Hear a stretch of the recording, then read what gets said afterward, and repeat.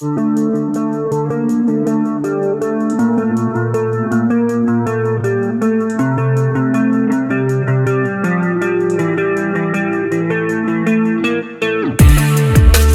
everyone, and thank you for tuning into my channel. I am Tristian Gabriel, and today I am delighted to have a very special guest, someone who I respect very much, his knowledge, his insight, and his dedication for scholasticism, none other than Jacob Ehrman.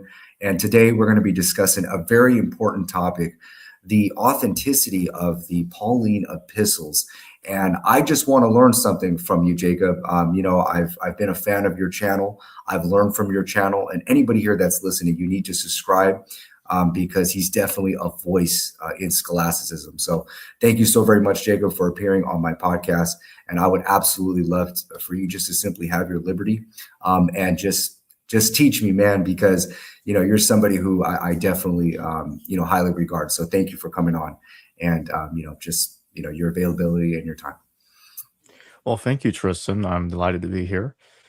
And I think a good place to start is I just want to describe briefly what the standard view is. So the standard view is that at least 7 out of the 13 epistles that are attributed to Paul, some say 14 if you want to include Hebrews. I'm not going to discuss Hebrews too much tonight, but looking at the 7 letters, they look at 7 letters as being genuine out of the 13 that are specifically attributed to Paul. The other thing that's important to note is that 8 out of 13 of those letters are co-authored, yet most people don't pay attention to that detail. 8 out of 13 of the epistles they admit that they are multi-authored texts, like 1 Corinthians, 2 Corinthians, 1 Thessalonians, 2 Thessalonians. 1 and 2 Thessalonians have 3 authors, Paul, Silas, and Timothy. And the reason why that's important is because the Dutch radical scholars will point out, scholars like Robert Price will point out that the letters conflict with one another. Sometimes they'll conflict with themselves. My take on it is that's because co-authors with different viewpoints can be explained. The text is already telling you that. So it's not a theory. It's not merely an opinion. It actually is there in plain view. You can read the beginning of 1 Corinthians, 2 Corinthians, 1st, 2nd Thessalonians, Philippians, Colossians, Philemon, etc. You can read the beginning of those letters and you can see that they are co-authored texts. Romans is co-authored, but the co-author doesn't show up until Romans 16. Now, why am I bringing this up? Well, because in the standard view, they'll say that only 7 letters are authentic, like Romans, Galatians, 1st Thessalonians, Philemon, and they'll say that those 1st, 2nd Corinthians too. So they'll say that those letters are the only ones that are genuine because they compare it with the other letters and they say there's stylistic differences, there's theological differences. 1st, 2nd Thessalonians conflict with each other on eschatology. But when you incorporate what the letters are telling you that, okay, look, we're multi-authored over here, it actually simplifies the situation, makes it less complicated, because what's really going on is the co-authors will input their inputs into the text. And what helps figure out which parts of it that the co-authors wrote is when you take those letters and you compare them to the other 5 single-authored ones, Ephesians, Galatians, Titus, 1st, 2nd Timothy. Those 5 letters are the only ones that are attributed to Paul alone. But we'll come back to that in a little bit because there's another point that I want to make. What is our earliest evidence for a historical Paul outside the New Testament? Clement, 1st Clement, which I've now come to believe was written slightly earlier. I went back and forth and say, oh, it's like maybe between 94 and 95. But it's more like 93 CE. And the reason why I think it's probably in 93 is because when you read 1st Clement, it talks about a sudden persecution that has befallen us. It's like some kind of persecution had just begun, and the letter was written in near immediacy or practical immediacy to when it began, and that was the Domitianic persecution, because there was 2 Domitianic persecutions. There was a second one that began in 93, in which he was persecuting the philosophers. The first one was also about that. So the second Domitian purge was underway, and this would cause him to be assassinated 3 years later, 96. And I'll come back to that in a second. But when you look at First Clement, what does Clement say about Paul? He wrote a letter. The Greek word he uses is epistolon, a letter. He doesn't say epistoles, which is plural letters. That's the word that Second Peter uses, because Second Peter knows all 13 of the letters, so that's why he's saying letters. I know more than one letter. But Clement's not that specific. Now, some have tried to argue against me and try to say that, no, despite the fact it is using a word indicates a singular letter, it's still implying plural. I'm like, no, it's not. The other problem is that First Clement actually contradicts the canonical text in a couple of major ways. One of those ways is Fortunatus. Fortunatus is a character that briefly appears in 1 Corinthians. He shows up in the second to last verse in 1 Clement. And the problem here is that he's alive. And he's living decades later, but he should be. That is kind of strange, because if this is supposed to be somebody that is a contemporary with a historical Paul, what's he doing being alive in Clement's day? And just so everybody understands what I'm talking about, I'll read 1 Corinthians 16:17. It says, I was glad with Stephanos, Fortunatus, and Achaicus arrived, because they had supplied what was lacking from you. For they refreshed my spirit, and yours also. Such men deserve recognition. So in 1 Corinthians, he's a co-worker with Paul. We say, okay, so he knows him. They're in contact with one another. They're connected to one another. That's made clear. And what I want to do is, I think this would be the best moment for me to actually show some slides. That way everybody can see exactly what I'm talking about. So I got it up on the screen right here. So Tristian, if you can pull it up. Okay. So Clement says that Paul wrote a letter, and when he quotes this letter, it appears to be in agreement with small parts of 1 Corinthians, but he does not mention other epistles attributed to Paul. So you've got 1 Clement 47, 1-3. Take up the epistle of the blessed Paul the apostle, what wrote he first unto you in the beginning of the gospel, of a truth that he charged you in the spirit concerning himself and Cephas and Apollos, because that even then ye had made parties. So Clement is describing a letter in which Paul is complaining about division in the church in his day. You see the same kind of thing in our 1 Corinthians. This is very true. But what Clement fails to tell you is there's no mention of Sophanes. Sophanes co-wrote 1 Corinthians. He's not here. Clement never mentioned Sophanes. In fact, not only does he not mention Sophanes, he never mentions Timothy, Silas, nor Tertius in his entire letter.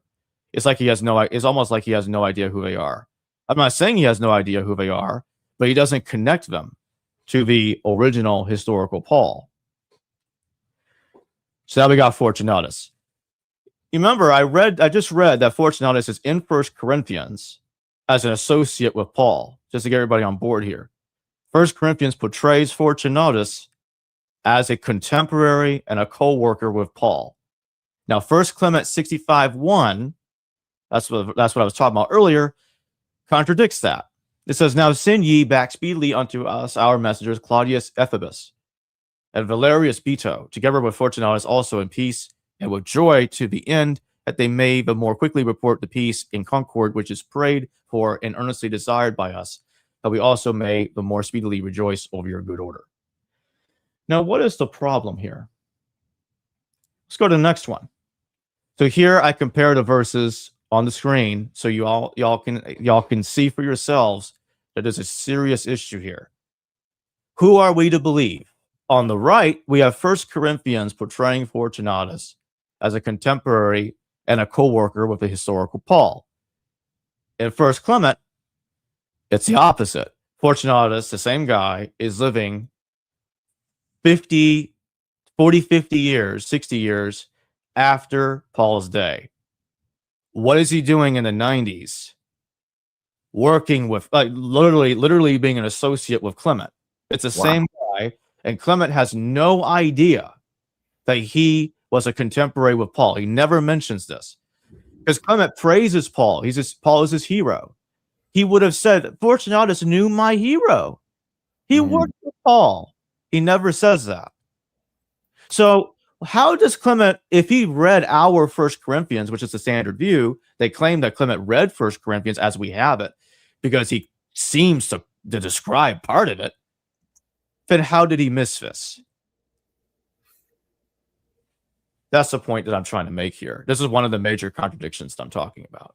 So why the difference? Where do we go from here? I mean, it's apparently you've made a strong argument, and I've never heard this before, but what you're presenting is definitely a strong argument. So why is this a contradiction? What is it?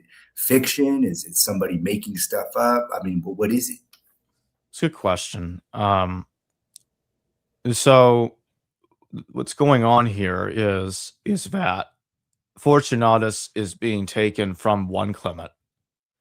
This is what I think. I think First Corinthians is dependent on First Clement, and Fortunatus is being taken from that letter and integrated into Paul's story. But that also brings me to a larger point that you have the Domitianic persecution. You know, the character called the son of lawlessness in 2 Thessalonians, somebody that's going to claim to be, he's claiming to be a son of God, and he's persecuting the church. Well, who does that in the first century? There's really only one person that fits that description. It's Emperor Domitian. Now, some will argue it's Caligula, because Caligula wanted to put an image of himself inside the temple. And the issue there is, of course, if you look at ecclesiastical literature, you look at the church fathers, there are no martyrdom traditions connected to Caligula. Nobody says that Christians were killed by Caligula. Nobody says this. Nobody says there were people martyred under him. They connect that to Domitian or Nero. They don't connect it to Caligula. Now, Domitian is the one that's claiming divinity here. Caligula also did too, but the difference with Domitian is he's claiming to be a son of a god, whereas Caligula claimed to be a god directly. Domitian had Clement, the author of this very letter we're talking about, killed in 95. So that's how he connects to Clement.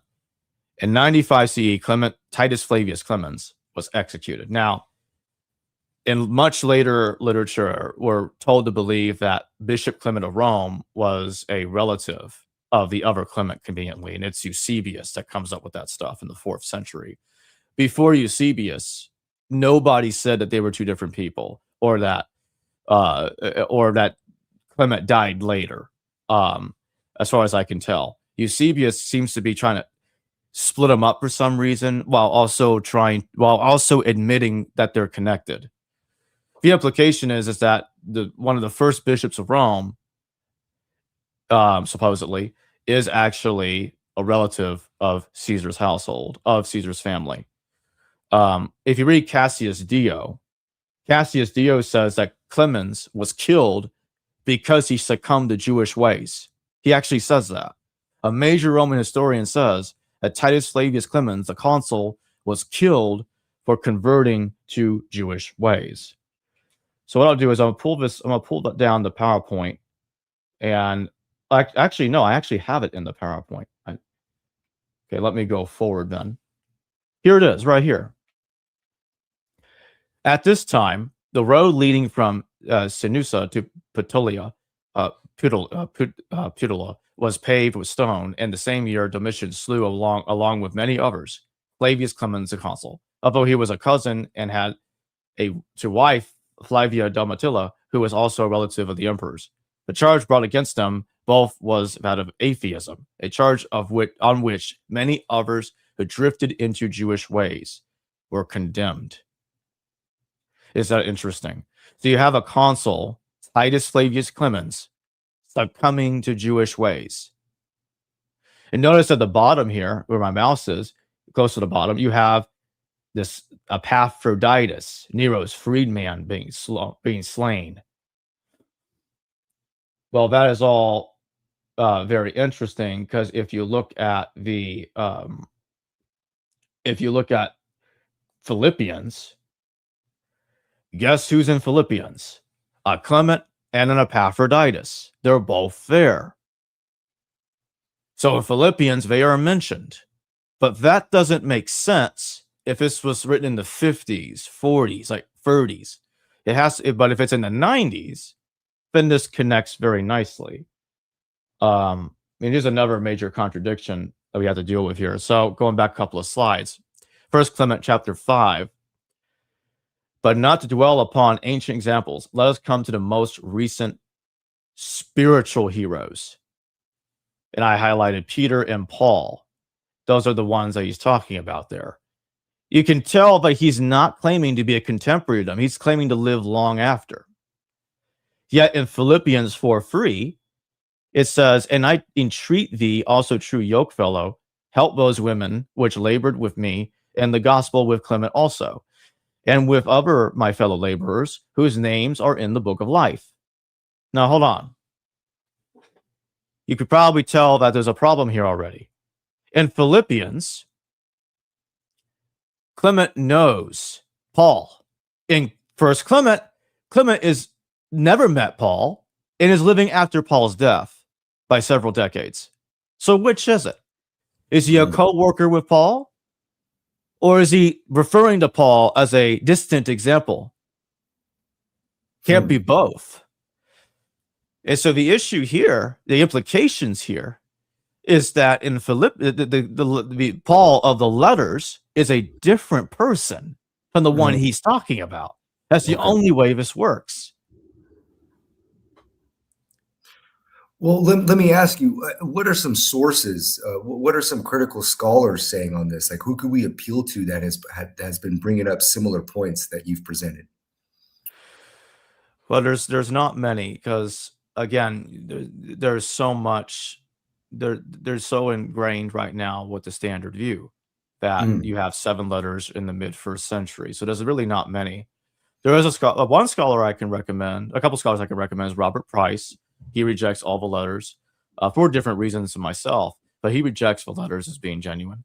The Amazing Colossal Apostle is a good book to read on that. You also have Nina Livesey's book. Let me bring both books out so I can show you. Sure. Thank you guys for tuning in, by the way. Already learned something that I've never heard before, and many of you guys in the audience, I see some of your comments. We have so similar to the accusation of Socrates. And then we have another person here, gentlemen. 90 CE seems about right. I think it's probably the 80 CE for the earliest Pauline epistles. But Jacob, you wanted to present something? Yeah, so this is the Amazing Colossal Apostle by Price. Okay. And in which he rejects all the letters. He goes into the reasons why he does. And then this is Nina Livesey's book, which was published by Cambridge University Press, by the way. The letters of Paul in their Roman literary context, reassessing apostolic authorship. So both these books, in this book, she also rejects all the letters of Paul, but she goes further than I do. She thinks that Paul probably might not even have existed as a historical figure. Oh, wow. So yes, there are scholars out there. There's also David Trobish. I recommend him as well. He also rejects the letters as being genuine. He doesn't think any of them are. So it's out there. It's slowly spreading in scholarship. Again, this is the idea that none of the letters of Paul are authentic is a very old idea. It does go back like 18th, 19th centuries, but the other important thing I do want to tell people, and this is something that I've been saying for a while, is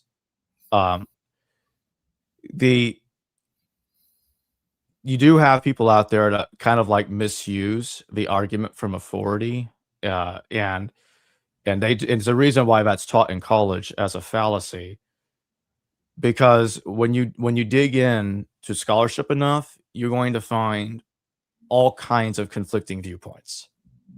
I bring on scholars who don't agree with each other. Sometimes they might not agree with each other on almost anything. That can happen. Yeah. And so the issue here is, okay, so you have to delineate and come to your own opinion about what you think is probably true. And that's why I often try to remind people that you have to come to your own conclusion. I could have a scholar on that puts the Gospel of John in the 90s. I could have a scholar that comes on, puts it in the 130s to 150s. It's happened.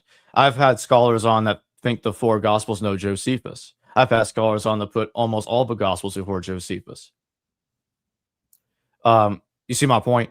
So you have to come to grips with massively conflicting views.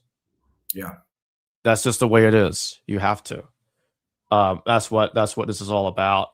I want to bring these different opinions to the table so people can learn with me and decide for themselves what they think is true. That's what I do. Well, let me go ahead and play the advocate of the conservative evangelical Christian paradigm, who are going to say that Paul's letters are in fact authentic and, maybe inspired ontologically by the Holy Spirit. What do we say to the, what do we say to those, just the pushback in the most simplistic terms to that conservative view of, the authenticity of Paul's? Like, what do we say to those who hold that view? Before I respond to that question, there are scholars out there like Robert Eisman who do identify Titus Flavius Clemens with the Clement in Philippians and Epaphroditus being Josephus' Epaphroditus. Just want to throw a reference out there. I recommend his books, James the Brother of Jesus and the New Testament Code, for that stuff. But to answer your question, I just want to ask, why would Clement not know about it? Why would he not speak of it? If what they say is true, why would Clement not tell us about these amazing 13 letters being written by Paul? Why does he not say anything about it? If what they say is true and they're so confident, why does Clement not know about it? How could Clement somehow forget that he worked with Paul? How could he not know that Fortunatus also worked with Paul? These are two massive contradictions that cannot be overcome. They cannot be. They just can't. There's no way to make that work. Yeah. Well, I could already hear what they would say in response. Well, Clement is not canonical. Clement is not inspired. What do we say with that? Yeah, what do we say with that response? Because when the evangelical Christian world, even with theologians, that I could already hear that's the common response. Well, that's just extra biblical literature. That's not inspired. What do we say with that? I would say that councils voted on what was to be inspired and what was not. Men decided that. Human beings decided that anyway. So you're presupposing in divine inspiration behind what was actually voted on. Right. So then I have to ask, is there proof? What proof do you have that this stuff was inspired? What methodology can you show me to prove to me that this stuff was inspired? You can't do it. Oh, brother, that's because you don't have faith. Right. That's the next one. Another thing that to try to say, and it's another desperate cop-out, is to say that the Clement that wrote this letter is not the guy in Philippians. It's also, and then I have to believe on top of that Fortunatus and Clement is a different Fortunatus from 1 Corinthians. Despite the fact I've shown earlier, I showed the slides that 1 Clement and 1 Corinthians are intricately connected. There's a direct relationship between the material that's there and with Clement. So you can't argue. You cannot argue it's a coincidence. It does not. Wow. That's interesting, because I remember years ago, I was writing a paper in seminary, and there was a scholar who believed that when Paul rebuked Peter, that Peter was not the apostle Peter that Paul rebuked. I don't know if you've ever heard of this before, but that Peter was a common name during that time. And so the conservative evangelical Christian who's like, look, Paul withstood Peter to his face, they'll state like, well, it was a man named Peter, but it wasn't the apostle Peter. And so you can kind of feel like, kind of feel that type of, that same perspective. Well, here you have the same names, because, just like how there's a whole bunch of different Michaels, there's a whole bunch of different Jacob, there's a whole different Peters, so that's what they'll try to pull it. And it's just, epistemically speaking, yeah, you can make those claims, but I think that the evidence that you presented is pretty solid. I think that, even the scholarship that you presented, I think this is like groundbreaking in my opinion. This is really, really good information. I do want to get to some of the questions, but by all means, go ahead, bring up some more points. Well, one more point I'll bring up before we get to the questions is that Clement is interesting because Clement is a double-edged sword. On the one hand, Clement is evidence, very powerful evidence, that there was a real person called Paul that lived many decades earlier in time. And I would argue even earlier than the standard view claims. I would say that I have reasons to suspect that the real Paul the Apostle was killed in 39 CE. We'll get to that a little later. I'm also going to show evidence that the entire narrative of Paul's death by Emperor Nero and the Acts of Paul was actually a plagiarism from a character that suffered a similar fate in Josephus. I'm going to show all that. But yeah, let's go ahead and get to your questions. I'll pull the PowerPoint down for now. We'll get back to it later. Okay. All right, let's go ahead and see here. You guys that are in the chat, by all means, throw in your questions, you guys. These are interesting points, and in my opinion, this is groundbreaking. And who knows what's gonna, how this is gonna develop and shape it in scholarship. Jacob, I think even the sources that you presented are great, credible. Let's see here. We have. I think we got to this one already. I think, okay, right here. Why do the letters point to a different time than 80 or 90 CE for Paul's existence? So like I said, like I was trying to indicate earlier, that when you look at 1 Clement, he does not connect the 13 letters to the historical Paul. When you get to what we see in the epistles, it points to a time that is different. Now, I feel like this is the moment in which I need to bring up Jerome, Church Father Jerome. This is coming from a separate PowerPoint that I've used.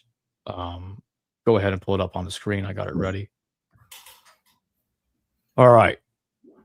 This is what Jerome says about the author of our letters, okay?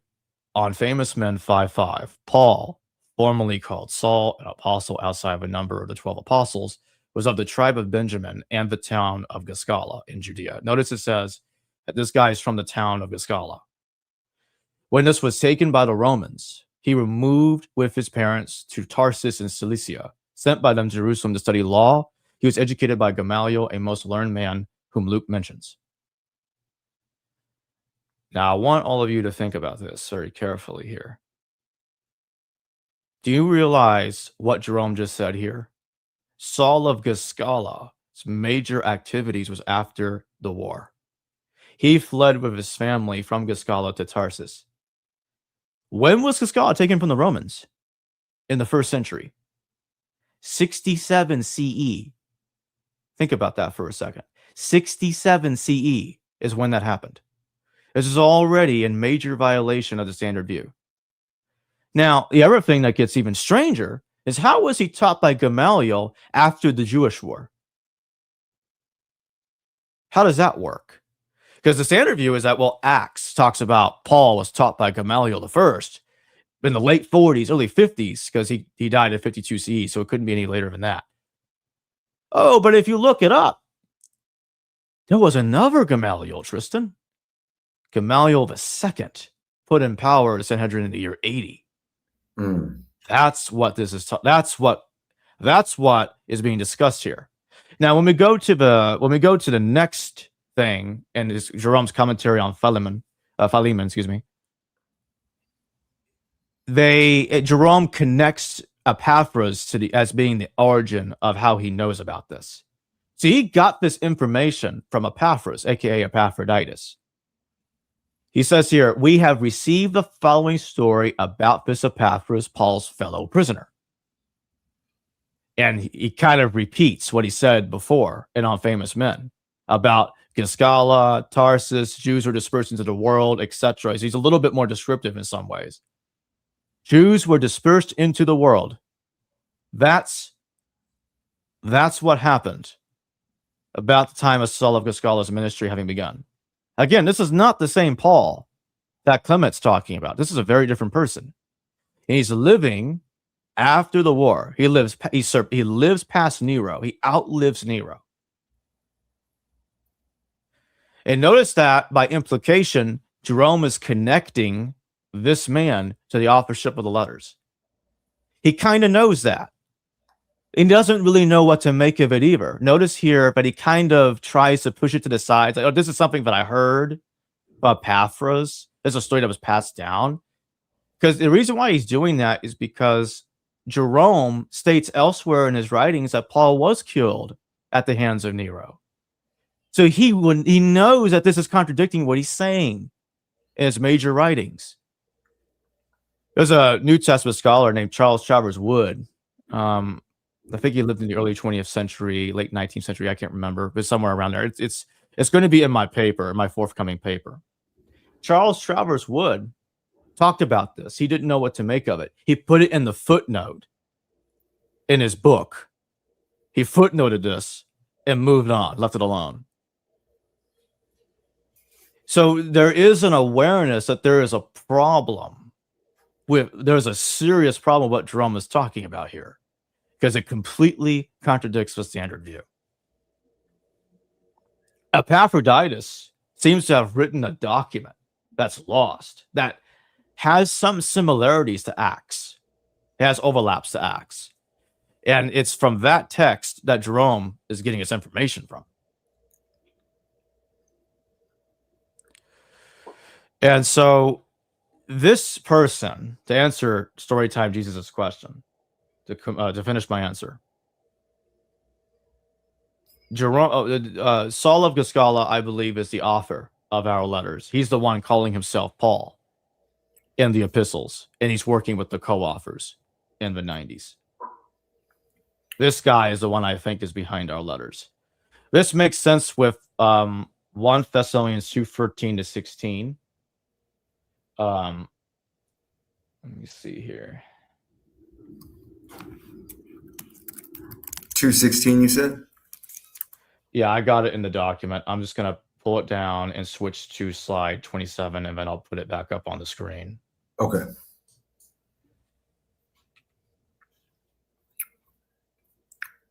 Oh, actually, it looks like it's already there.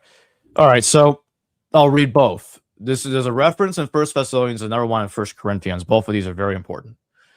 So I'll start with the first one. We also constantly give thanks to God for this, that when we received the word of God that you heard from us, you accepted it not as a human, he has a human word of God, but you heard from us. You accepted it not. Let me start over. We also constantly give thanks to God for this, that when you received the word of God, that you learned, that you heard from us, you accepted it not as a human word, but as what it really is, God's word, which is also at work in you believers. For you, brothers and sisters, became imitators of the churches of God in Christ Jesus that are in Judea. For you suffered the same things from your own compatriots, as they did from the Jews, who killed both the Lord Jesus and the prophets and drove us out. They displease God and oppose everyone by hindering us from speaking to the Gentiles so they may be saved. Thus, they have constantly been filling up the measure of their sins. The wrath has overtaken them at last.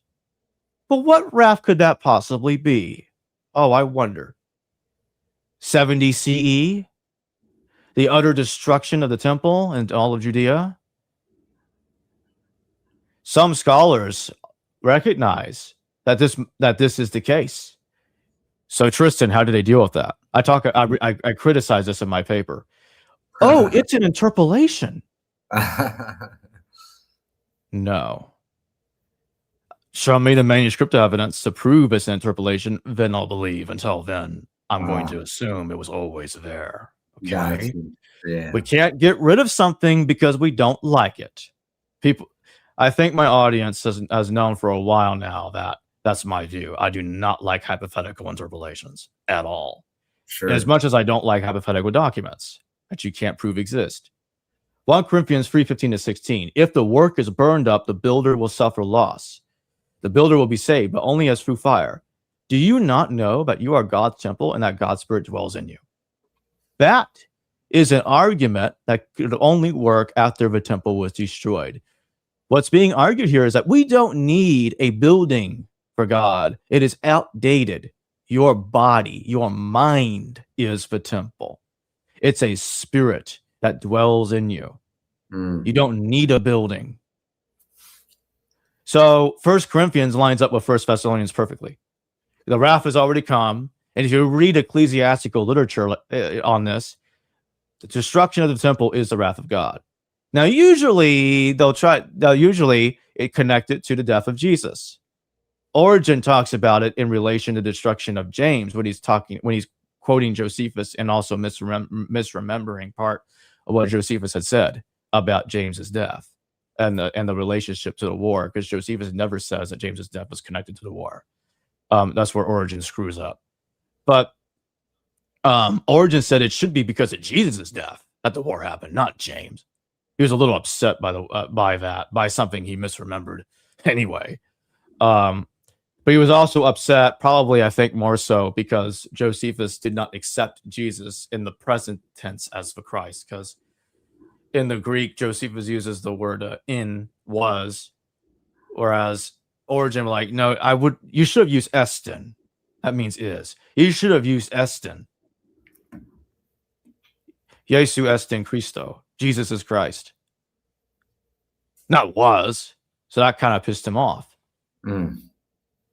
So again, back to the point that I was just making. 1 Thessalonians is clearly about the destruction of the temple. 1 Corinthians is a further elaboration on the subject by stating, don't rebuild it. We don't need it because it is within us. It is out of date. Well, speaking of dates, we got Storytime Jesus. He says, can stylometry, if I pronounce that correctly, stylometry, date Paul's letters. Can stylometry date Paul's letters? No. Okay. I'll be honest. I can't stand stylometry. I think it's ridiculous. To be honest with you, please inform me. Stylometry. Okay, so it's the idea of using computers to determine. And this can involve AI, by the way, to determine different strands of writing style. And I've had scholars tell me that this is pseudoscience being applied to the letters. That it's when it's applied to using letters, when it's applied to using text to determine layers, you can't know it because here's the problem. It's like, well, it's not human beings doing it; it's AI. I'm like, well, guess who programmed the feeble AI? Man did. Yeah, man, right. So the issue here is you still have to come in with a subjective bias to try to determine. I believe I can magically detect pieces of which letter was written by who, or I could come up with 50 proto-marks to determine layers. Like, you can't prove any of that. No, it's ridiculous to me. I know some people believe it, fine, but when I'm asked about it, I'm like, I'm going to be real here. I think it's ridiculous. I'm sorry, I think it's ridiculous. No, it's not a legitimate way of telling how if there really is layering in a text. Besides, I kind of think it's ridiculous when they're applied to Paul's letters, when they're already telling you that the letters are co-authored in the first place. So we don't need to wonder about it. Like, what kind of game are we playing here? We don't need it. But some people are just gonna use it anyway, and like, all right, whatever, that's their choice. But no, stylometry dating Paul's letters. It's circular. It's clearly flawed. It's flawed, and you want to date the letters. You look at the text, like I'm doing. You look at what they talk about. Look at what they're talking about.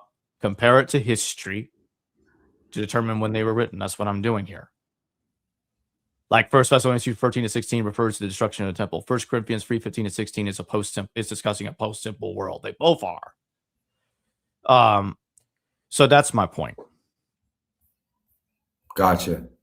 Yeah. Very good. Let's see here. We got. I want to get to everybody's questions. So you guys, if you have not asked a question, by all means, go ahead and do so now, and I will be sure to go ahead and present your question. And I've enjoyed this topic. I mean, it's been a while since I get to sit back and actually learn something, and I've learned a lot just from this, 40 minutes. It definitely inspires me, Jacob, to go ahead and dig deep, which leads me here to this Storytime Jesus's assertion here. It would be nice to see a round table of a lot of these issues. I enjoyed the debate between Carrier and McDonald. It would be nice to have a round table of even some of the scholars that you have presented, some of the authors that you presented on this. That would be nice. I think that this is, somewhat groundbreaking, and I believe you mentioned before that there's not a lot on this topic, and this is definitely something that I think is challenging and can, bring about a lot of clarity. Storytime Jesus then again states, for years, it was thought Paul's letters were not gathered at Clement's time. Nowadays, scholars point to Mark using most of Paul's letters. Do you have any comments on that? Well, Mark using Paul's letters is not entirely a new thing, but it's been said for a while. You could say that it's spread in scholarship, sure. Saying that Paul's letters were not gathered at Clement's time is kind of odd, since he knows about a letter of Paul. But I'm supposed to believe that none of them were gathered before his time. Again, like I said, Clement is a double-edged sword for scholars, because once you admit that Clement knows a letter, you got to explain how he doesn't know the others. Or if he knew the others, why is he silent about them? Why does he contradict them too, on top of that? These are the kind of issues that have not been properly dealt with at all, in my view, by the scholarship today. It kind of reminds me of it's analogous. I know it's not similar, but it kind of reminds me of like in the book of Job, like how they date the book of Job. They go, well, why didn't Job bring up Abraham? Why didn't Job bring up Moses? And so they kind of date that, well, because he was actually before. And so Job is like the oldest one. And they're making like these inferences because of that silence. And I think that silence, the fact that Job is not mentioning these key essential figures, these key essential events, it speaks volumes. And that's why I want to make that comparison. I know it's analogous. I know it's not precisely the same, but that silence speaks volumes. And I think that you're bringing up a solid point. The fact that Clement is not, or silence on that silence speaks volumes. And, I think this is absolutely amazing. Let me go ahead and present this next comment. I know it's not a question, but I think it's something that is very intriguing. Basically, the Church of Philippi fabricated Philippians for their own benefit. The Church of Corinth fabricated Corinthians for their own benefit, and so on. They existed independently. Any comments, any thoughts on that? Well, what I'm going to do is I'm going to pull up the Epistle to Philippians, and I'm going to show, let me see if I can.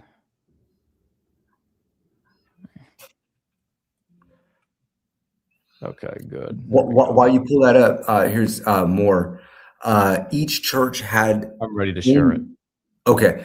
It says each church had their own fabricated epistle of Paul until Marcion later on collected each one of them and combined them. Interesting. So I mentioned Clement and Epaphroditus earlier there in Philippians, and when you look at here, I got it. You got Clement right there, and then in the same chapter, so Clement says that he's a fellow. So it says here, right, Clement's a fellow laborer. And then I go down a little bit. You have Epaphroditus in verse 18. This is in chapter 4. But I have all and abound, I'm full, having received of Epaphroditus the things which were sent from you. So again, Clement is mentioned, and so is Epaphroditus. They're both here. Now, I remember I mentioned Caesar's household. Guess what? In the same chapter that those names occur, in verse 22, look at that. And all the saints salute you, chiefly they that are of Caesar's household. Look at that right there. Caesar's household, which is constantly downplayed by scholars. Oh, yes. Caesar's household. So Clement and Epaphroditus, the implication here is they're both connected to Caesar's household. They are connected to that topic that we see here. They're connected to that subject. And so my point is, this helps to indicate that Titus Flavius Clemens is Clement, and then Josephus is Epaphroditus, aka Nero's freedman, is this Epaphroditus. They're talking about the same guy. And again, this doesn't make sense if we're talking about something that is much earlier in time. But there's another point that I want to make. This is very, very devastating to the standard view. And it's going to be in my paper. I'm going to find the reference real quick, and then I'm going to pull it up. Give me 1 second. Sure. Again, you guys in the chat, I'm telling you, this is dynamite. I'm learning something. And those of you guys that are in the chat, by all means, ask your questions and take advantage of this present moment, because this is something that you're not going to really see in conservative seminaries. You're not going to see this in Bible colleges. You're not going to get a lot of this. And so to me, this is rare. And, it's like finding a diamond. And, I've spoken to Jacob about this earlier, just privately a couple weeks ago before this live stream. And this is absolutely intriguing. And so those of you guys in the chat, thank you for so much for your attention. And by all means, you guys take advantage of this opportunity and ask Jacob your questions. Go ahead, Jacob. Sure. Let me tell you why I don't believe that Galatians... I'll never believe Galatians is pre-war again because of this verse right here. This is from Life of Josephus 1:13, and this is so significant that I feel like I need to get it up on the screen. Okay. So what I'm going to do is because I don't have it in the slides, but what I'm going to do is I'm going to paste it. Okay. And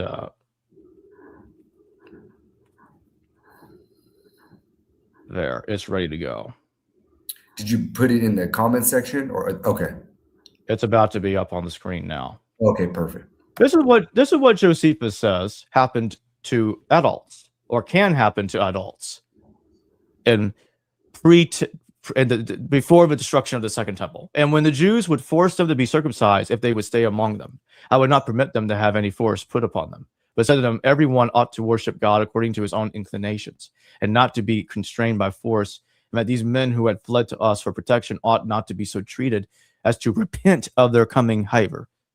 And when I had pacified the multitude, I provided for the men that were come to us whatsoever it was they wanted according to their usual way of living, and that in great plenty also.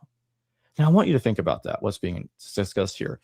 They were forcing adults to circumcise. Yeah. Think about that for a second. They were forcing full-grown people to circumcise. Wow. That's how serious they took it. You're going to tell me that Galatians happened in pre-70 Jerusalem? Really? How did Paul not get killed for what the kind of things he said in Galatians? How did he not get at least forcefully circumcised? Or his followers? You see how strange that is? Look at what kind of things Josephus says here. I'm supposed to believe Galatians is 470 CE. But if we turn it the other way, say Galatians is post-war, and the person calling himself Paul, the one I think is Saul of Gischala, is the one making these theological arguments, and he didn't feel like he was in danger doing so because the zealots have been pacified. That makes more sense. Galatians is post-war, and that's why the person calling himself Paul felt very safe arguing the points he was arguing.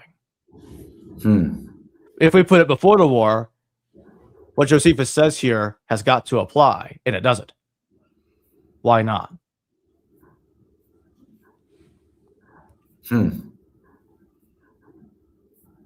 Interesting. Now people will just say, "Oh well, it's debated." I'm like, no. They didn't want to debate it. They wanted to force you to circumcise. Yeah. Circumcision was debated pre-70.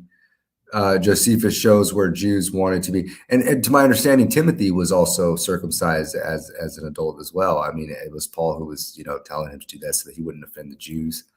That's something that more to that. Yeah. He probably, if he did, it would have probably been during or before the war. Timothy was a very, very young person, because the Acts of Timothy, guess what the Acts of Timothy says? That Timothy was released when Emperor Nerva came to power. Do you know what that means? Timothy was released from prison in 96 CE. Or 97 CE. Really, it's more like 97, actually. 97 CE. That is 40 to 60 years, depending on how you look at the standard chronology, after the letters supposedly were written. What the hell is Timothy doing alive in the late 90s? What was the life expectancy of people? Like, they would die around what, 40, 50s is what I was saying, according to... That's about right. Yeah. That's about right. Yeah. Now, this is what I'm going to do. I'm going to try to find it so that way I can...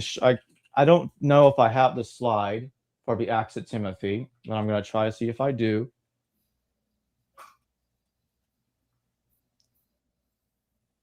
So let me go get it. Sure. Again, you guys, go ahead and give your questions, you guys.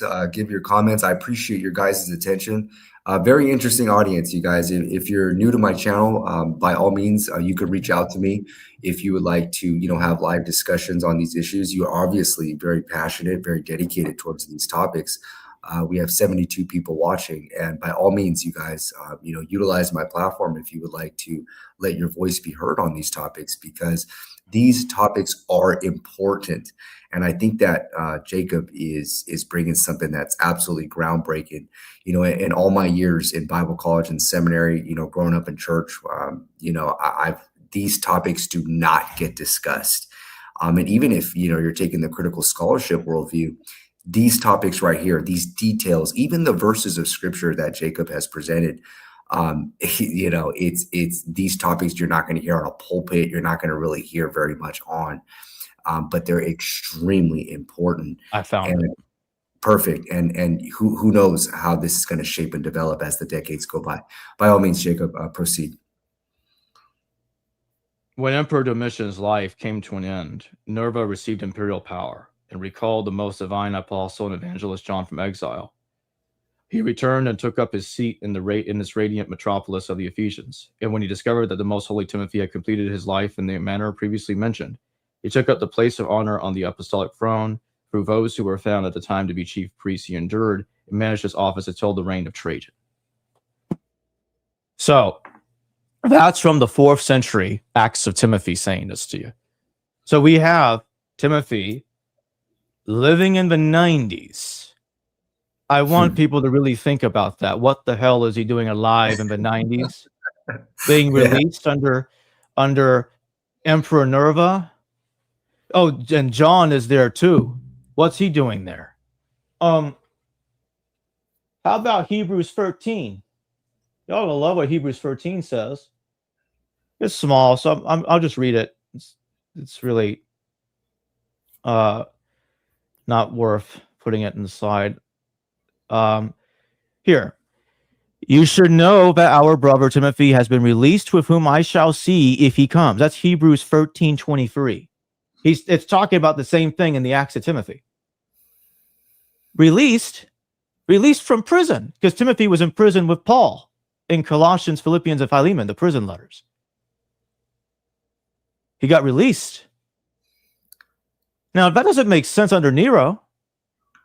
That only happened after Domitian was killed in 96. It's literally the only time in the entire first century when Christians were supposedly released in mass like this. That's being kind. I don't think they were ever released like this at all in the entire first century until Nerva. There's no evidence for it. So again, what I'm trying to point out is you have a context in which you have verses in the epistles talking about release. Hell, even in Philippians, Paul said, the guy called Pseudo-Paul, I'll just call him that. Saul of Gischala is Pseudo-Paul. Saul, as I'll refer to him, simpler. He's saying, I expect to be released. No, wait. I thought you're about to be killed by Nero. What do you mean you think you're about to be released? What do you mean by that? Let's find that verse.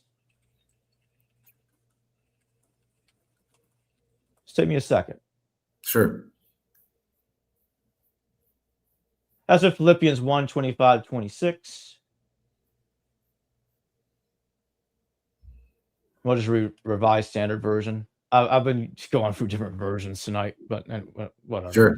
Convinced of this, I know that I shall remain and continue with you all for your progress and joy in the faith, so that in me you may have ample cause of glory in Christ Jesus because of my coming to you again. Coming to you again. That's in the prison letter, Philippians, one of the prison letters. He is not fearful. I was like, I'm not going to die. Like, what do you mean you're not going to die? I thought you're about to be beheaded by Nero. What do you mean by that? No, he's quite confident he's going to live. So that takes me to my next point. Let me get rid of that. It's high time now that we deal with the story of Paul being killed by Nero. I'm going to show all of y'all where it came from. It comes from this right here. This is in Wars 2, 556 to 584, okay? So I'm going to read the whole thing. After this calamity had befallen Cestius, many of the most eminent of the Jews swam away from the city as from a ship when it was going to sink. You notice that metaphor right there? As from a ship when it was going to sink. He's employing a sinking ship metaphor. That's Josephus. Costoboros, and Saul, who were brethren together with Philip, the son of Jasimus, who was the commander of King Agrippa's forces, ran away from the city and went to Cestius. But then how Antipas, who had been besieged with them in the king's palace, but would not fly away with them, was afterwards slain by the seditious. We shall relate hereafter. However, Cestius sent Saul. In Greek, he's using Solos, so I'm going to say Solos. Cestius sent Solos and his friends at their own desire to Achaia, to Nero. See that, Tristan? Solos is going to see Nero. Sound familiar? Yeah. To inform him of the great distress they were in, and to lay the blame of their kindling the war upon Florus, as hoping to alleviate his own danger by provoking his indignation against Florus. That's intense. He's going, Costoboros and his brother Solos are going before Nero to blame everything on Governor Florus. Now, again, what's being suggested here is that's a dangerous task. That kind of dangerous task that they might not make it out alive doing if Nero isn't tamed by this argument. And clearly he was not, because guess what? Saulus and Costoboros never show up in Josephus again. They never get mentioned after the story. I'm not convinced of Robert Eisenman's argument that this is Paul. As I said, and I'm partly tired of repeating myself on this, but I've got to do it. The claim that this man, Saulus, is the biblical Paul is to project what the Bible says about Paul onto this guy. Nowhere does Josephus state that Saulus was a Christian, a believer in Jesus, wrote a bunch of letters that are like our canonical epistles of Paul. None of this. Anyone who says this is engaging in a conflation of what Josephus is saying with what the letters are saying. It's not the same person. This guy is not even the same person as Saul of Gischala that Jerome was talking about. That's still a different person. So that's 3 of them we're talking about here. 3. Yeah. So you got the first one, the real guy that died in 39. You got the second one that gets killed in 66 CE, because this story here is in 66 CE. And Nero has him and his brother Christoborus killed. And that's where Lucius Carinus, the person that wrote the Acts of Paul, got the idea from, that Paul was killed by Nero. He was plagiarizing the story. Oh, wow. Wow. And look at what happens in the next paragraph. In the meantime, the people of Damascus, when they were informed of the destruction of the Romans, said about the slaughter of those Jews that were among them, like Paul's flight from Damascus in Acts, fleeing from Jews. Saul and Christoborus fleeing from Herodium, the king's palace, in the first paragraph.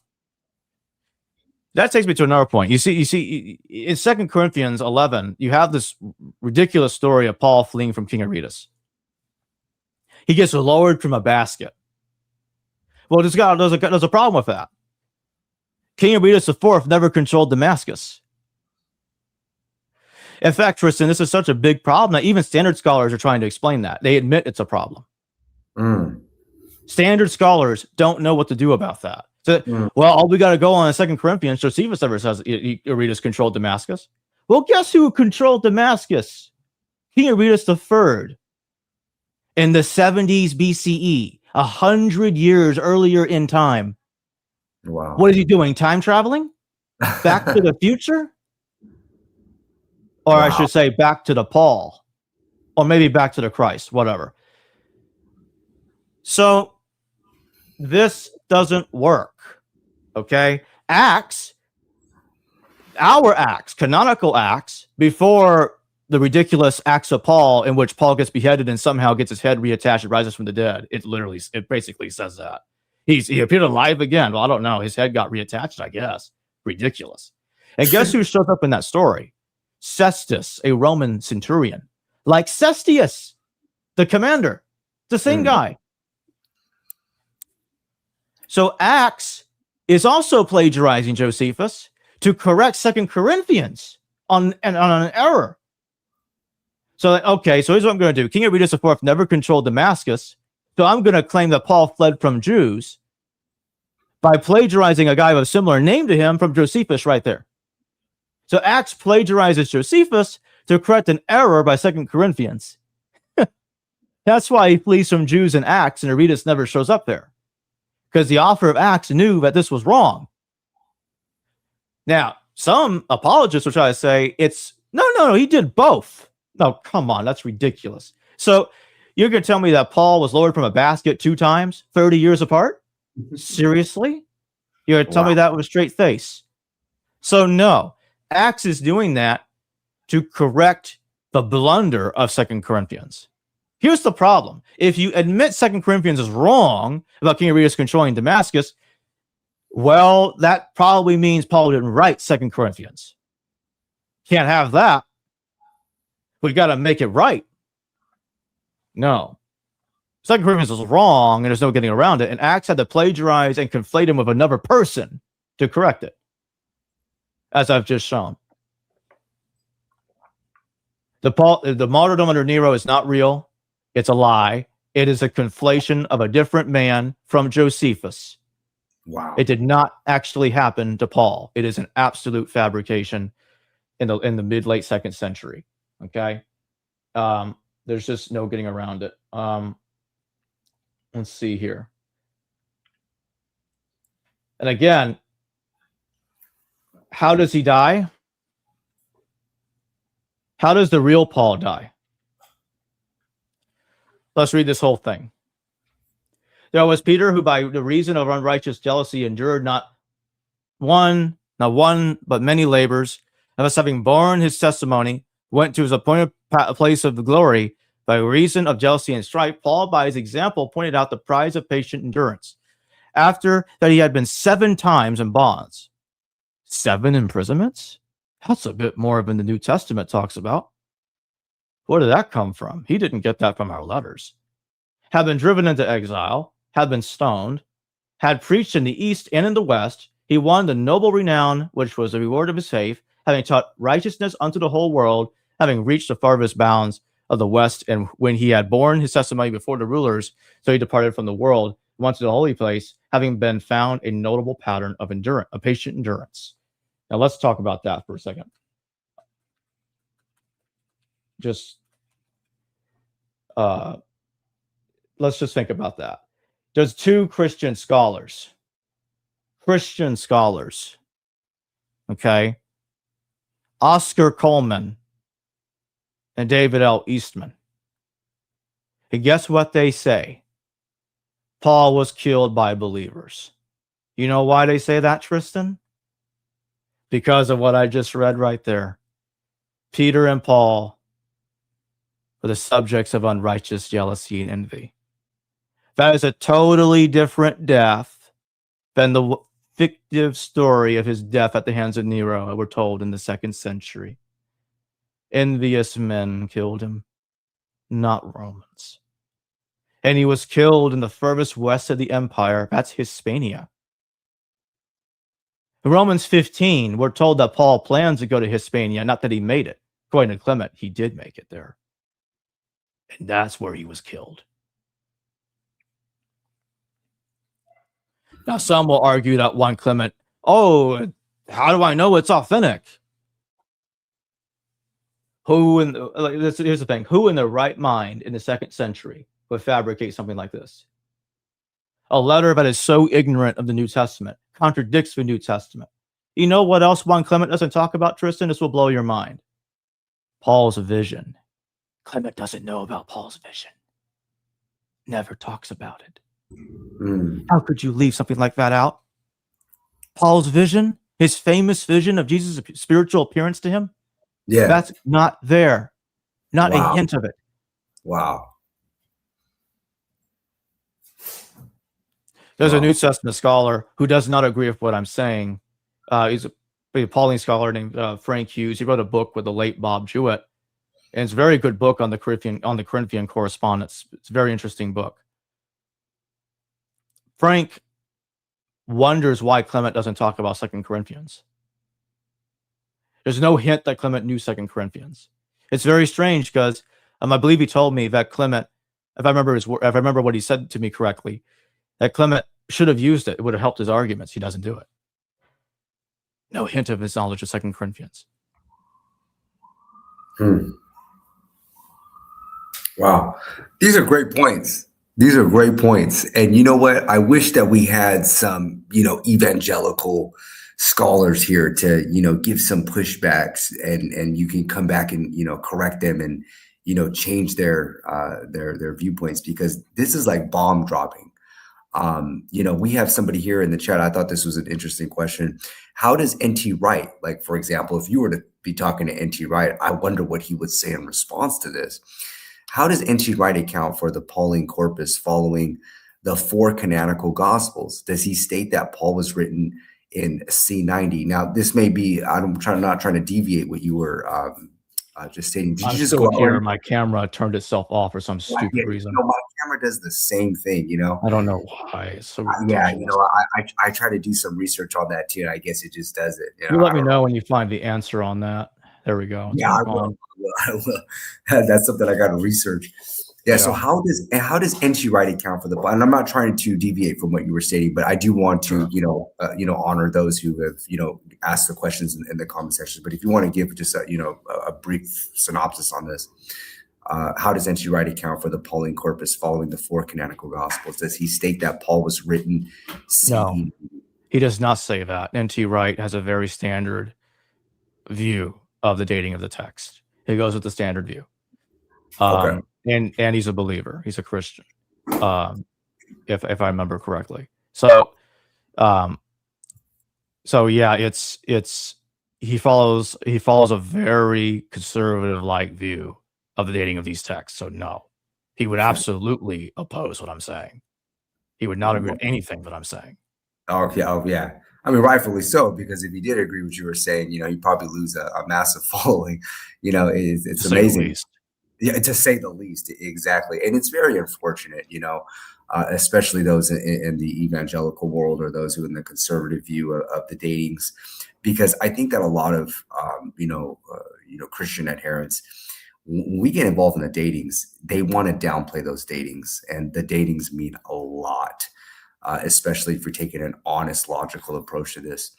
But by all means, go ahead and proceed to the rest of the points. I don't see any other questions in the chats. I'm looking through them, and I just see a lot of back and forth in the comment section. Sure. But by all means, go ahead and proceed. And those of you guys that are in the chat, it's been over an hour, so please, by all means, if you have any questions, any inputs that you would like to ask Jacob, or any comments to help shape and develop this discussion, by all means, go ahead and do so now. But by all means, have your liberty, Jacob, and proceed. Again, like I was saying earlier, a lot of followers, there are followers of Eisenman that follow my work, and I can tell that on one hand they like what I'm saying, they don't like it in another because they're so desperate for Paul to be a Herodian.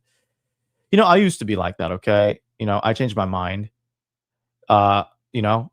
People change their minds. Okay, it just happens. Now, here's the thing.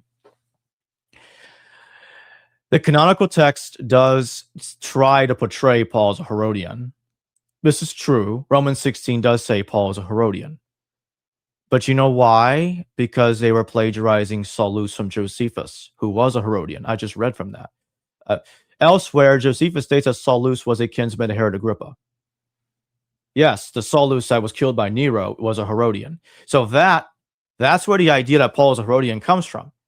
And as I pointed out in a 3-hour video stream that I did with Derek and Neil recently, I said, listen, anyone that says that the Paul of the letters is exactly the same person, perfectly the same person as the one Josephus is talking about, you have to conflate. You have to embellish what Josephus says. I hate to say this, but anyone that does that is guilty of the same thing that the con man Lucius Carinus in the late 2nd century did. He plagiarized Josephus and he pretended that Paul was Solus. It's the same thing. He read Paul into Josephus. He tried to make it look like Paul was killed by Nero when he knew it was a different person. It's not the same guy. Lucius Carinus is a liar. Even the church thought he was a con man. That's how bad it was. Now, why they preserved that Paul was killed by Nero is beyond me. But my point is, it's ridiculous. It really is. You have to conflate what Josephus is saying. You have to pretend Josephus is talking about Paul when Josephus never claims that. He never says that Solus and his brother Costobarus were Christians. He never says this. In order for me to believe this, I have to believe that Josephus is hiding it. But why would he hide it? He calls Solus a wicked man, by the way. I didn't show that. He does. He called him a wicked man. Why would he hide that? So the epistles hide that it's a guy in Josephus, while Josephus hides that he's a guy in the letters at the same time. That's not very convincing. And then Clement doesn't know all about that somehow. You see the problem there? Yeah. So Clement is ignorant of all of that, while Josephus is hiding it, and Acts is also hiding it in different ways. No, that's a lot for me to swallow. I can't go along with that. In fact, if I had realized how ridiculous that sounded, I would have not believed that stuff even sooner. No, it doesn't work. Wow. I'm telling you, Jacob, to me personally, this is groundbreaking stuff. I mean, this is great. I mean, you're getting into a field of scholasticism, of biblical literature that many have not ventured. And I'm going to go back and I'm going to be, listening to this again. And those of you guys that are in the comment section, I would encourage you, especially those of you guys who, who've been on my channel and maybe you've not known who Jacob Ehrman is. He's definitely somebody who is bringing something that is extremely important in biblical scholasticism. And this is groundbreaking, in my opinion, Jacob. And I'm excited to see how this is going to shape and develop in the years to come. I mean, this is definitely eye-opening, and I think that more and more people, even if you're a Christian and you want to shape in your apologetic, you want to defend your faith, you're going to have to listen to this, because this is extra biblical literature, and at the end of the day, this is something that needs to be taken seriously. We do have somebody here who says, "How do we know that Clement here is authentic?" Seems to be maybe something that's a little pushback. Like, we're referencing Clement, we're referencing Josephus. What do we say to those who say, well, how do we even know that that's authentic? You know what I mean? I'm not trying to be like a hyper skeptic, right? Like, how do we even know that all this stuff is real? How do we know all this stuff is fabricated? What do you say in response to this question, Jacob? Why would somebody, as I said earlier, why would somebody in the 2nd century write a letter in Clement's name that is ignorant of almost the entire content of the New Testament? And then the parts of it that does have quasi-parallels to the New Testament also contradict it. That's simple.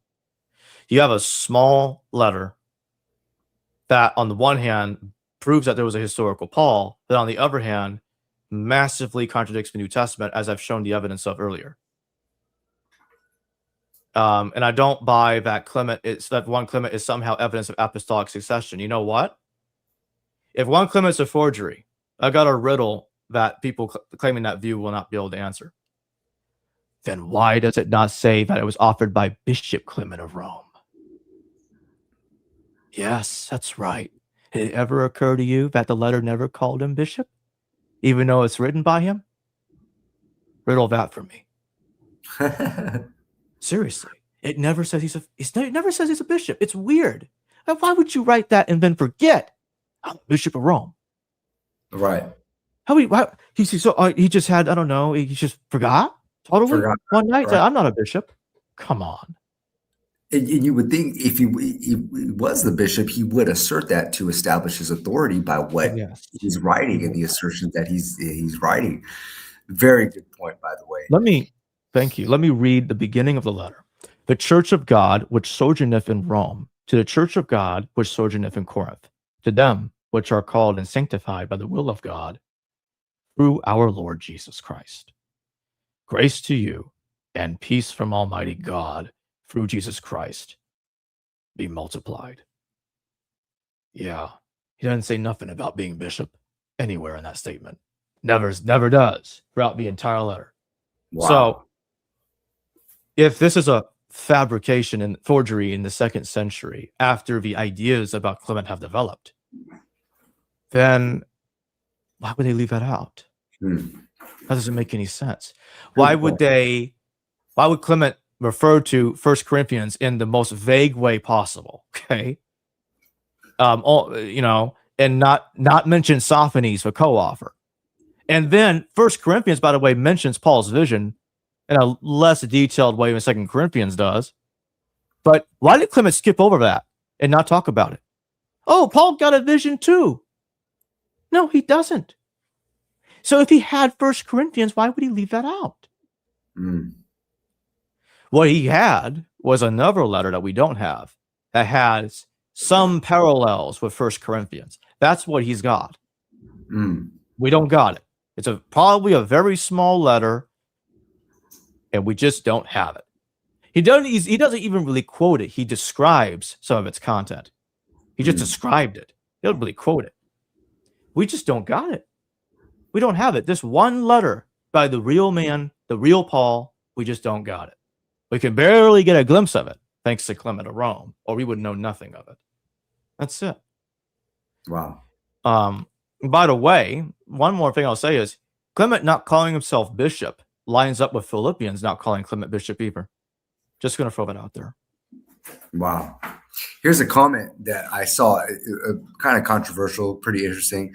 It says, horrible Herod violated the Virgin Mary after Joseph was unable to pay his taxes. He left Mary for dead, yet he lived and was pregnant with the king's baby. All else is a lie. I just thought this was funny. I'm not sure who this person is, but any comments on this statement? The idea that Jesus is this guy believes Jesus is the son of Herod the Great, by the way. That's what is going on here. That's what's going on here. Okay. No Interesting. offense, Viking. It is ridiculous. And I don't have much more to say on it. I think it is an absolutely ridiculous theory that Jesus is Herod's son. And I just don't want to waste my time with it. I've been learning a lot today. I got to tell you, I've been learning a lot. I've never even heard of that before ever in my life. And I think it's from the same person. Mary was God's granddaughter. Okay. I mean, I thought I've heard it all, but I've been proven wrong today. Those of you guys, go ahead. No, I'm sorry. You go ahead. You finish. No. By all means, go ahead. So the other thing, thank you, Jennifer. I appreciate it. Appreciate the super chat. Let's see. I'm going to show everybody something here. We also thank you for the super chat. Yeah, we have a paid super chat and a question. And those of you guys, it's been over an hour. By all means, if you have anything to say, if you have any questions, now is the time. But I do want to get to the super chat question, but by all means, Jacob, proceed. What the Ebionite books versus Paul conflict in the New Testament? Well, we don't really so what we got is we have the Gospel of the Ebionites, which church fathers talk about. It's a massive mess. I've changed my mind before about the Hebrew Gospel because it's a very messy subject. So I think the Hebrew Gospel, I've recently become convinced of Dr. Samuel Zinner's position. I think his position is that what we call Hebrew Matthew and Papias was actually composed by the same man that wrote Greek Matthew. But both Matthews post-date Mark. So when you look at Papias, okay, in fact, I believe I can probably show this if you just give me a second to get to it. Okay, pull it up. It's ready. So notice that what Papias says here, wherefore Mark made no mistakes and thus writing things as he remembered them. And then he states, Matthew put together the oracles of the Lord in the Hebrew language, and each one interpreted them as best as he could.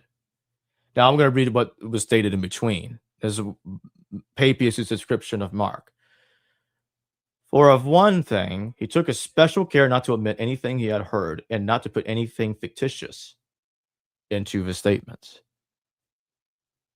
So Papias is kind of describing Mark as kind of in a chaotic kind of being a little bit chaotic, out of order. Whereas Matthew is he places Matthew after Mark. So what's fascinating about Papias is he's our oldest reference to Mark's gospel that we've got. And guess what, Tristan? He puts it before Matthew, just like we do today. Papias believed in Mark in priority. That's right. So Papias is believing in Mark in priority. And so what's happening here is he's putting Mark before Matthew. The Hebrew Matthew he talks about is after Mark. It's correcting Mark. And it's written in the Hebrew language first, and then we get it in Greek. So it's basically two different, Hebrew Matthew and Greek Matthew are two different takes of the same gospel by Matthew the evangelist in the early 2nd century. By the way, while I'm on that subject, the church father Dorotheus of Tyre, who most people have never heard of, in the so-called works of Pseudo-Dorotheus of Tyre, guess when he puts Mark? He had Mark dying under Emperor Trajan in the early 2nd century. Oh, wow. Mark the evangelist dies in the early 2nd century, according to Dorotheus. Wow. But this is not talked about.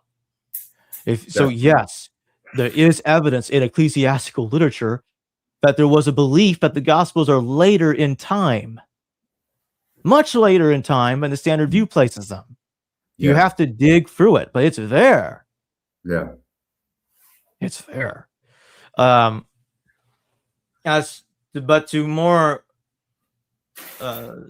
to address more Backen's question, I think that the historical Paul's plot was clearly to kill James, brother of Jesus, as the Pseudo-Clementine recognitions talks about.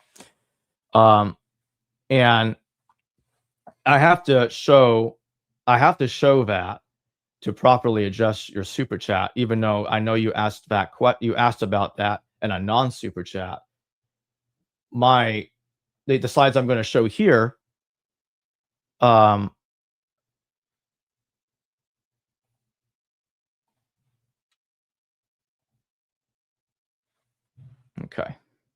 I've had to go through different PowerPoints tonight.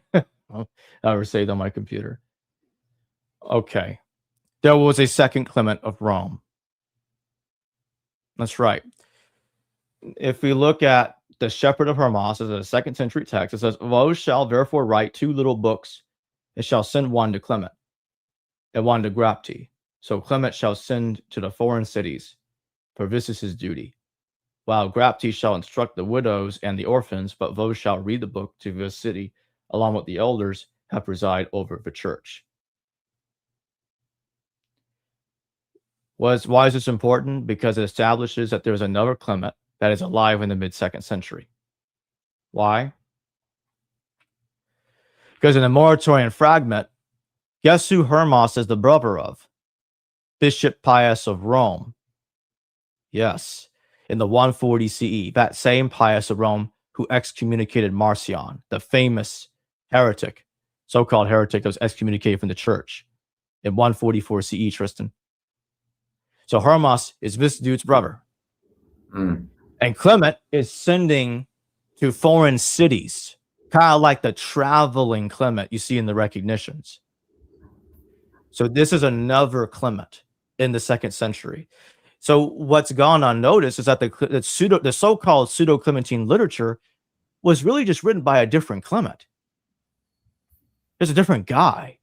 And initially, he doesn't even claim to be the one that lived earlier. We don't get that until, I think it's called the letter of Peter, the Clement's letter to James or something like that. It's there, and he begins to identify himself as bishop when he did not do so before.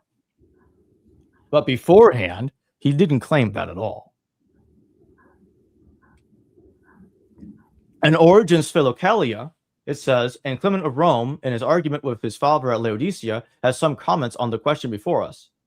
The passage occurs in the Travels, which agree with the following. Towards the end, he speaks with great force on the seeming results of Nativity, Book 10. In the recognitions, you go to Book 10, it's about the nativity of Greco-Roman gods, Tristan. So yes, the Philokalia does know, or the Philokalia clearly shows the origin of Alexandria in the 1st century CE, knew the recognitions in all of its fullest glory in 10 books. And Eusebius' church history, he refers to it in another way. As being containing dialogues of Peter and Appian, but no mention has been made of these by the ancients. He also talks about 2nd Clement. He seems to link it with them too. I believe that this very Clement in the mid-2nd century is the same one that wrote 2nd Clement. And even the church knew that 2nd Clement wasn't written by the same person that wrote 1st Clement, by the way. That's what Eusebius is talking about here. I'll just point out something else that's interesting here. If you compare Papias and 2nd Clement's recognitions, look at the names here. It mentions them in a very similar order, practically the same order. Matthew, Andrew, John, Peter, Thomas, James, Philip. Actually, I don't remember if it's the same order, so I'll be a little careful there. But they do mention both of them. Papias talked about a series of people that wrote a bunch of logia, which is sayings in Greek. And recognitions, Matthew, Andrew, John, Peter, Thomas, James, and Philip all say things. They're speaking, they're saying things. And Papias is referring to them as saying things. So it feels like to me the recognitions appears to be making use of Papias. And also responding to Papias. There's only one problem, Tristan. We lost almost everything Papias ever wrote. We don't have much of his writing. So I don't know in what way the recognitions is responding polemically to Papias, because we don't have Papias's writings. We have 2nd Clement's full text. We have everything he wrote, or at least most of what he wrote. We don't have that for Papias. So I'm unable to provide a full analysis at this time on this. I can't do it. It's not possible right now. But what I'll do, so I'm going to show something else instead. I'm going to get that off the screen. And I have to shift to a different PowerPoint.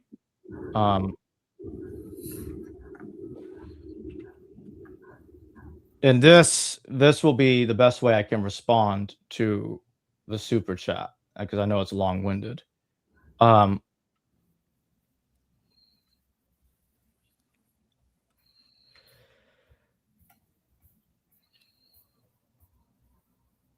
right, here we are.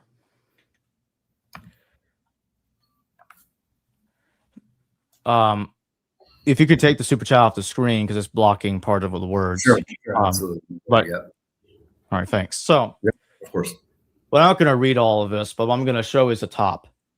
These sayings of Gamaliel did not please much Caiaphas. So the reason why I'm just reading the top here is to establish that this is in book 1 of the recognitions, or what we want to read is in book 1, chapter 70. I want to establish to the audience that Caiaphas and Gamaliel are still alive. Okay, they're both in power in their respective positions. Because this is important to know, because what's going to happen in book 1, chapter 70. And that's Saul's attack on James. This is what I referred to earlier. Tumult raised by Saul. That's how the text starts, right? So it's basically, that's what it's talking about. In the actual text, Saul, as the attacker, was removed. This was recovered in a margin note by a copyist. By the way, we have manuscript evidence of this. They tried to remove Saul from the text. Now that out of the way, let's read. And when matters were at that point that they should come and be baptized, some of our enemies entering the temple with a few men began to cry out and to say, "What mean ye, O men of Israel? Why are you so easily hurried on? Why are you led headlong by most miserable men who are deceived by Simon the magician?" While he was thus speaking and adding more to the same effect, that while James the bishop was refuting him, he began to excite the people and to raise a tumult, so that the people might not be able to hear what was said. Therefore, he began to drive all into confusion with shouting, and to undo what had been arranged with much labor. At the same time, to reproach the priests and to engage them with rivalings and abuse. And like a madman, to excite everyone to murder, saying, "What are you doing? Why do you hesitate? Oh, sluggish and inert, why do we not lay hands upon them and pull all these fellows to pieces?" When he had said this, he first, seizing a strong brand from the altar, set the example of smiting, then others also seeing him, were carried away with like readiness. Then ensued a tumult on either side of the beating, and the beaten much blood is shed. There is a confused flight, in the midst of which that enemy attacked James, and threw him headlong from the top of the steps. Supposing him to be dead, he cared not to inflict further violence upon him. All right, let's talk about why this is such a massive problem. As I just proved a moment ago, this narrative is set during the time of Gamaliel and Caiaphas. The only time that those two are in power simultaneously, Caiaphas is high priest and Gamaliel was Nasi of the Sanhedrin. It was from the year 30 to 36 CE, from the years 30 to 36 CE. That means this attack had to happen during that allotted amount of time, okay? And it appears to be 36 CE. That's when I think it happened. In fact, I know that's when it happened because the narrative talks about the Gerizim incident, the Samaritan incident at Mount Gerizim, when they were slaughtered in Josephus's text. The attack on James happened after that.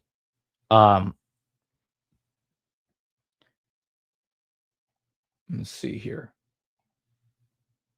I'm going to now show paragraph 70, chapter 72, which confirms how Second Clement heard of this story. See that right there? Saying that Zacchaeus. Look at that. Zacchaeus is writing letters. See my mouse? Yeah. Zacchaeus had written to him from Caesarea. This is the guy about the recognitions. Yes, it's post New Testament. It's mid-2nd century. Okay, I admit all of that. But you have to understand that Second Clement is using epistles that are lost. He is getting his information from first century letters, from the 30s, from 36 E, talking about the attack. And what he's doing is he's taking what actually happened in history and he's putting it into a novel. He's novelizing it. He's turning it into a Greco-Roman fictive travel log. You get what I'm trying to say? So he's creating historical fiction by incorporating real events from letters. He's kind of telling you, okay, here's when I use letters, which he doesn't tell you very much in his recognitions. He's like, yeah, sometimes he'll tell you he's getting it from letters. And almost all those 10 books, he doesn't tell you that. That means he's not actually using the epistles that often. But this is one of those cases that he does. And he's getting it from the letter of Zacchaeus. Now, Robert Eisenman knows that this is a problem. Now, for some reason, in James the Brother of Jesus, he incorrectly states that the recognitions place the attack, excuse me, in the 40 CE. It's actually the 30 CE. I don't know why he made that mistake. I criticize this in my paper as well. So here's how Eisenman dances around this problem. Oh, well, James survived the attack.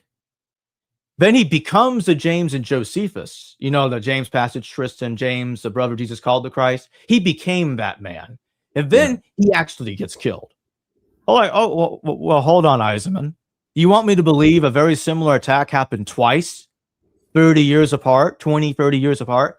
Just like, it's like believing Paul escaped Damascus 2 times under a basket, which Eisenman himself thinks is silly. Well, if that's silly, why is this not silly, with all due respect? It's like me believing a Christian apologist when they say that Judas died in Matthew, he hung himself, then he exploded in Acts while he was hanging himself.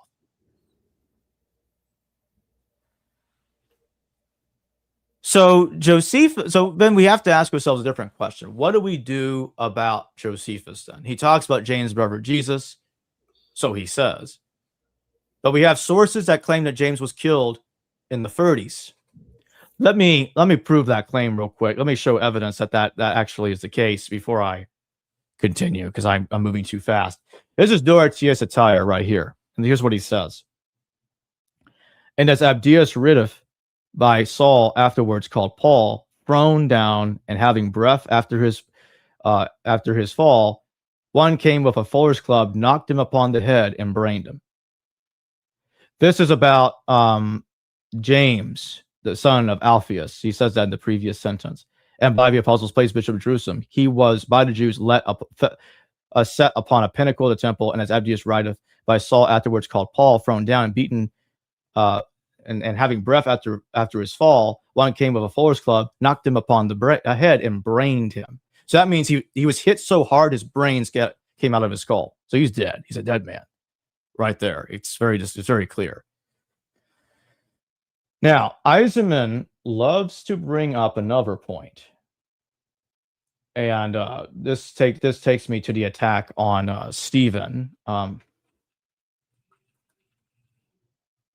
Let me see if I can pull that up.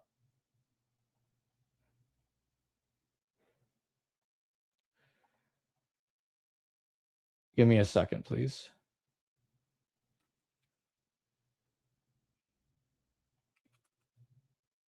Okay, I gotta fix the way it's spaced out. And it's being slow right now. I'm not sure why.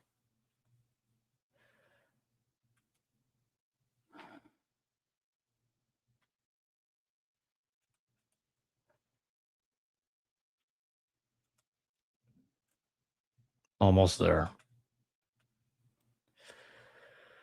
I'm about to make a very critical point to my argument that will also be in my paper.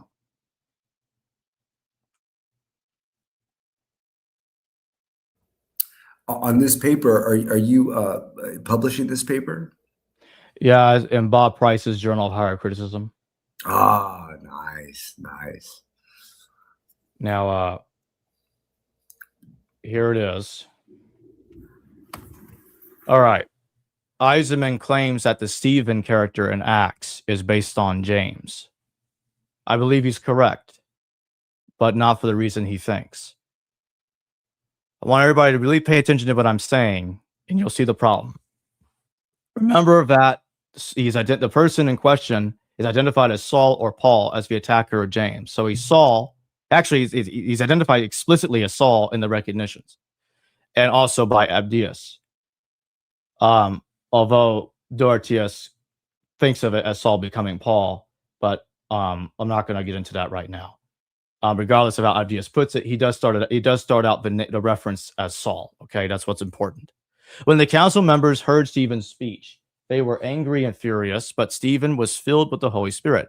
He looked toward heaven, where he saw our glorious God and Jesus standing at his right side. Then Stephen said, I have seen heaven, I see heaven open, and the Son of Man standing at the right side of God.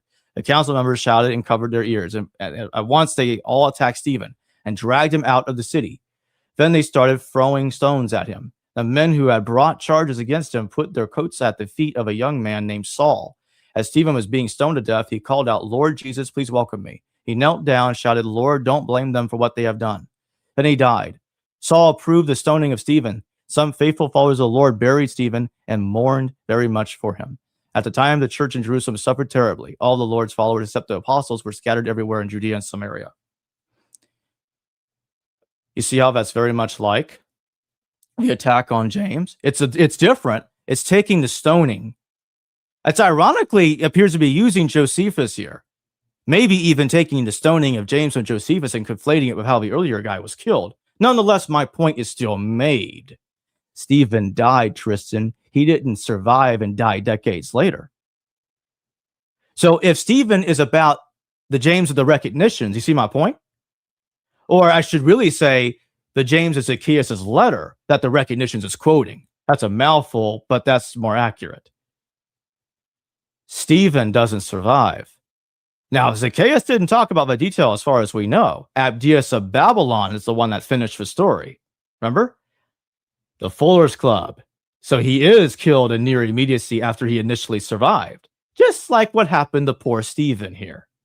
And note that all of Jerusalem is mourning of his death, just like what happened to James, right? So, Acts needs two sources to get us the story about Stephen. It needs Zacchaeus' letter, and it needs Abdias of Babylon. You combine the text together that fit very well. One complements the other. You get the death of Stephen. If this is about the James and Josephus, this doesn't make any sense. You're telling me that Acts it's trying to cover up that he was killed 30 years apart? Well, that's kind of odd. Because if I look at the recognitions and Abdias, if I look at Zacchaeus' letter in the recognitions, I look at Abdias of Babylon, it fits Acts 7 very nicely. Acts 7 to the first two verses of Acts 8. So this makes sense. But it doesn't work if you think it's the same James. If you read the beginning of the first apocalypse of James and the second apocalypse of James, back and thank you for your super chat. What factors does expulsion of sacerdotal priesthood from temple play? From 30 simple fall, who was killed in 62. Josephus says that death started war. Okay. I wasn't trying to deviate, but you know. No. I just wanted to put it up. That's not why I'm. You'll see why I did that. Okay, I realize I'm forever going to have to repeat this point. Backing. I'm going to say this slowly, very slowly. Okay. Josephus never says James caused the war. Josephus never says James's death caused the war. Okay? Origen made a mistake. He thought Josephus said that. He did not. Okay? Go read the James passage again. Never says that the death caused the war. And you know what else Josephus never says? He never says that Saul attacked James either. It's not the same situation. Let's talk about. Let me make a point. Tristian, It is not until the 3rd century that Christians believe that the James and Josephus was our James. Did you know that? We have no references at all to that guy in Josephus being our James until the 3rd century. Wow. Now, who was responsible for that? Origen of Alexandria. He's the first church father to talk about that passage and claim that that's the same person. Wow. As I've shown earlier, Origen knew about the recognitions in its fullest glory. Remember I showed that in the Philokalia? He knew book 10, which is the amount of books that are there, 10 books. So, Origen had an incentive to claim this, Tristian, because he didn't want Saul to be responsible for James's death. So what he did was he took advantage of a situation that Josephus mentioned a different James that happened to be referred to as Jesus' brother, and just simply said, that's it, he's our guy. What do you accomplish by making that claim? What did Origen accomplish by making that claim, Tristian? Ananus takes the full blame for James's death. And therefore, Saul is vindicated. You see my point? By claiming that it's the same James, you have removed Saul's involvement from the situation. And you have wiped the slate clean of the 30s. You have bleached it off the map. You have bleached the carpet. You've destroyed the evidence that the James in the 30s was attacked by Saul. In fact, you've erased him. Now everybody is focused on the guy in Josephus.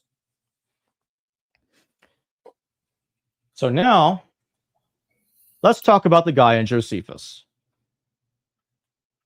Let's talk about that. What? Because I know what's going to happen. I'm going to be asked, what evidence do I have that despite Josephus's claim that James really isn't Jesus' brother, despite what he said? That's a very fair question that needs to be answered, and I'm happy to oblige.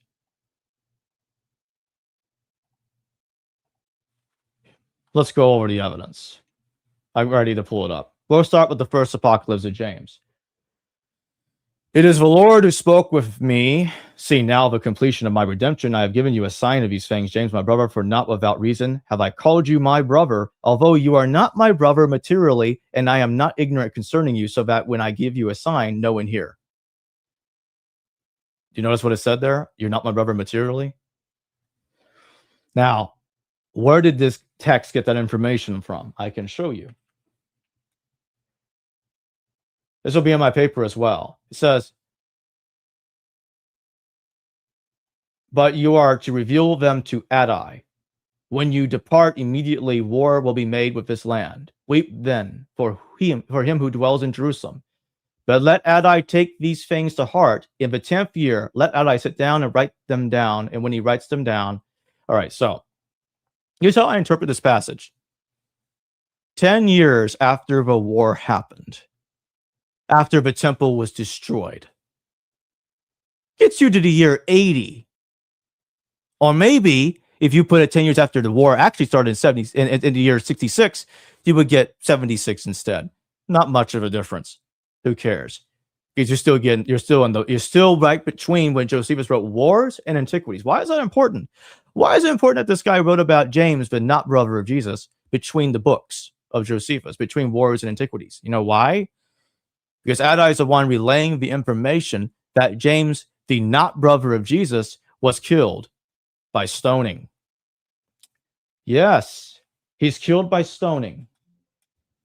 Let me prove it real quick. We got to go to the second apocalypse of James, which reiterates the point of the first one. Let me zoom in so that way y'all can read it. Let me get it shared. It's ready for you, Tristian. Pull it up. This is the discourse that James had just spoke in Jerusalem, which Miriam, one of the priests, wrote. He had told it to Theuda, the father of the just one, since he was a relative of his. Look at his name. It's Theuda. Yeah. Hey, Joseph. That doesn't sound nothing like Joseph, doesn't it? Again, it's following what the first text is saying, and now it's identifying who the father of this particular James is.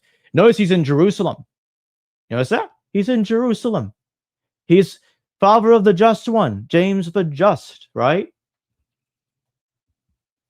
And look at what we have here. Come, let us stone the just one. You see that? You see that, Tristian? The not brother of Jesus was stoned. It's the same guy that Josephus is talking about. Isn't that amazing? The not brother of Jesus is the one that was killed by stoning. This is all in the paper. Even the New Testament scholar John Painter noticed the similarity, that the apocalypses of James is describing the same death that Josephus is talking about. I cite him in my paper. It's very important information because it shows you that second century Christians or Gnostics, okay, Gnostics wrote the apocalypses of James, granted, but still, it shows you that these people did not believe that the James and Josephus was the brother of Jesus. And you wonder why it takes until the 3rd century for people to come up with, for people to recognize that the James and Josephus is the James of the New Testament, because it was believed that it wasn't him. And I've just shown evidence of that. You got any thoughts? Yeah, I mean, it's groundbreaking. What can I say? Like, everything that you're presenting, I'm learning. And I can tell that even though there's not so much critical scholarship on this, what you're doing is absolutely groundbreaking, and it's eye-opening, and it's inspiring me to delve deeper into this. And I'm very interested to see how this is going to shape and develop for the decades to come.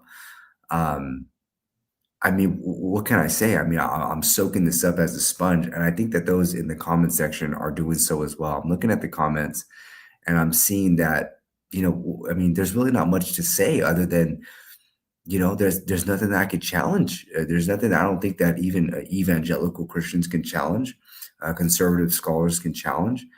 I think that, I think this is absolutely phenomenal. And, what can I say? I mean, I've learned a lot. So, to come to the conclusion of what I'm talking about, again, you have a lot of whataboutism going on. You have to oh, well, what about the guy in Josephus? So this guy has to be Paul. It has to be him. Like, I keep making this point to no avail, that so with Eisenman apologists, I don't like to call them that, but they kind of are, okay, just to be fair. Listen, the James and Josephus just isn't the guy that was killed in 36. It's not the same guy. This is a different person. I'm sorry. It's a different guy. The manner of death is totally different. He was attacked. He was thrown down. Then he was brained with a fuller's club. It's not hard. And it's not rocket science. And I think it explains better why Josephus said, he used the Greek word legomeno, so-called. James, the brother of the so-called Jesus, the so-called Christ, or called the Christ. Maybe he wrote it in that strange way because of what I was talking about earlier. It's not James. It's not the real brother of Jesus. It's not.